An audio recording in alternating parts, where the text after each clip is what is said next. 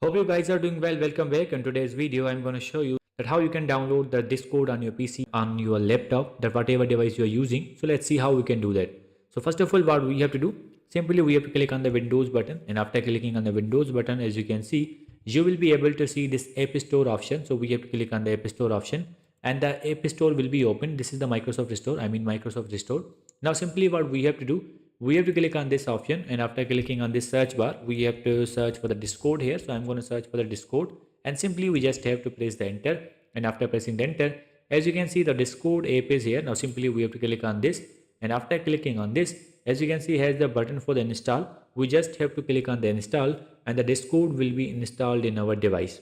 So in this way you can download the Discord and install the Discord on your PC. I hope you guys understand this video, that how you can do that. So see you in the next video.